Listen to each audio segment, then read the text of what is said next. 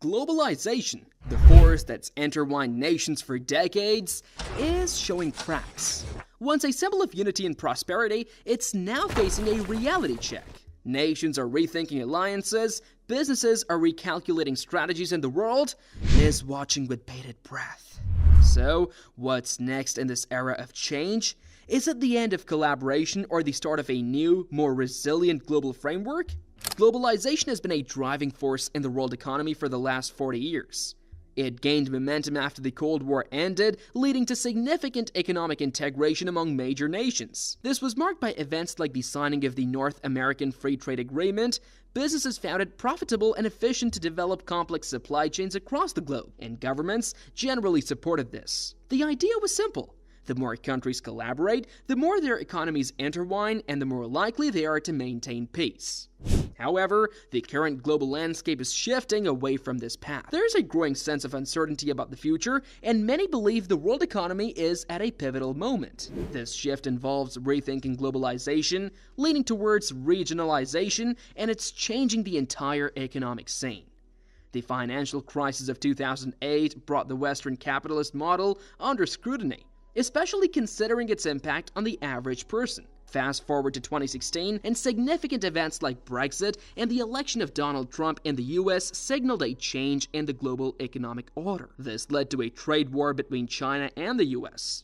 The COVID-19 pandemic further tested global supply chains, prompting many countries to reconsider their production strategies. Conflicts in the Middle East and coups in Africa have also led to increased skepticism about the benefits of globalization. The Russian invasion of Ukraine in 2022 was a defining moment, highlighting the divide in the global economy. At the United Nations, a series of votes condemned Russia's actions. About two-thirds of the global economy, led by the US, voted to condemn Russia, while the rest abstained or rejected any condemnation. This geopolitical climate is influencing economic decisions, with billions being invested in new factories based on political alliances rather than pure economics. In 2022, the world saw $1.2 trillion in foreign direct investment. Notably, $180 billion shifted from countries that didn't condemn Russia to those aligned with the US. The International Monetary Fund warns that a complete split in the global economy could reduce global GDP by 7%, which is akin to erasing the French and German economies combined. China continues to be the world's manufacturing hub, offering a scale unmatched by any other nation. The current state of the world economy reflects a complex interplay of politics, economics, and shifting global alliances. In recent times, the mood around investing in certain regions has shifted to a more cautious stance. Yet, it's important to recognize the intricate web of global commerce that's been woven from decades of interaction between two of the world's economic powerhouses, the United States and China. This complex relationship is often likened to an omelette that can't be easily done. American businesses, for instance, find themselves deeply intertwined with Chinese manufacturing.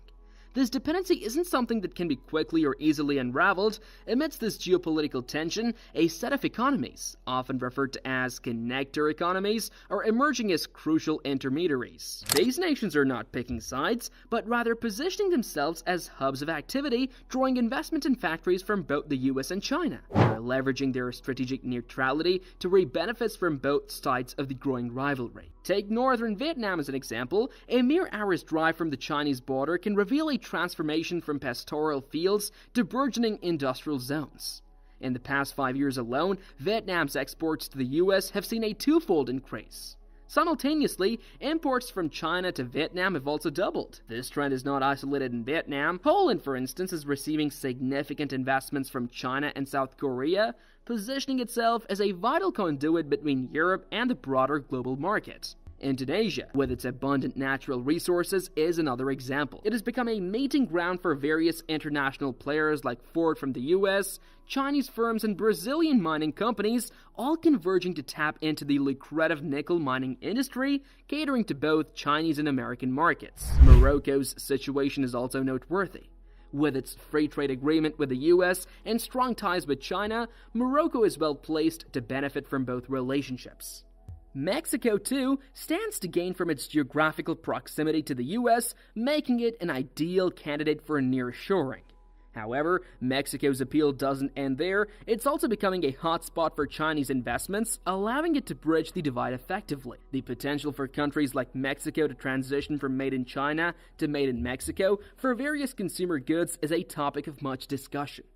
With the right strategies, Mexico could become a new manufacturing hub for electronics that were previously produced in China. However, it's crucial to acknowledge that these connector economies still have significant strides to make in developing their infrastructure. Highways, ports, and power grids are essential for attracting global manufacturers. And while China has set a high standard in this regard, other nations are now playing catch-up. The COVID-19 pandemic and geopolitical tensions, such as Russia's invasion of Ukraine, have raised questions about the future of globalization. Some have speculated that these events could lead to a reversal of global flows and a retreat towards national self-sufficiency. However, recent data suggests that globalization is not in decline, but is instead showing signs of resilience and adaptation. The DHL Global Connectedness Index, a comprehensive measure of globalization, indicates that international flows of trade, capital, and information have already surpassed pre-pandemic levels by 2021. The recovery of international people flows, which had been severely impacted by the pandemic, accelerated in 2022. This suggests that despite the challenges posed by the pandemic and geopolitical conflicts, the global economy remains deeply interconnected. Trade has been a key driver of globalization, and it has shown remarkable recovery since the initial shock of the pandemic. By mid-2022, the volume of world trade in goods was 10% higher than pre-pandemic levels, and trade in services had also rebounded. This rebound is reflected in the value of the world exports as a share of GDP, which rose in 2022 to match the record high set in 2008. Although global economic growth slowed in late 2022, leading to a weakening of trade, the International Monetary Fund, or IMF, forecasts that trade will continue to grow, albeit at a modest pace, in 2023 and will accelerate in 2024. Foreign direct investment, or FDI, is another important aspect of globalization, reflecting companies' investments and operations abroad. FDI flows collapsed in 2020 due to the pandemic, but recovered to above pre-pandemic levels by 2021. While FDI flows have weakened following the onset of the war in Ukraine, there is no indication of a collapse similar to that experienced at the beginning of the pandemic. This resilience of FDI flows suggests that businesses remain committed to engaging in foreign markets. Other indicators of corporate globalization, such as payments for the use of foreign intellectual property and the cross-border share of mergers and acquisitions transactions, also show continued growth. These trends indicate that businesses are not retreating from global engagement, but are instead finding new ways to navigate the complexities of the international landscape. In today's world, businesses are more connected than ever before. Despite a dip in foreign direct investment, companies are not pulling away back from global markets. In fact, they continue to pay more for using foreign ideas and inventions. Deals across borders are happening just as much as before, and the money made by international branches of big companies is almost as high as it was in the best years of the mid-2000s. When the COVID-19 pandemic hit, it changed how we do things. People couldn't meet face-to-face, so they went online. This made the amount of data moving around the world shoot up. In 2020, the internet got twice as busy, and it kept growing fast in the next 2 years. By 2022, there were more than double the data crossing countries compared to 3 years earlier. Travel took a big hit because of the pandemic, but now it's bouncing back. The United Nations thinks that soon, almost as many people will be traveling as before COVID-19. Also, more people are living in countries different from where they were born, showing that moving around the globe is still a thing, even when times are tough. Looking at all the numbers, it's clear that the world isn't turning away from being connected.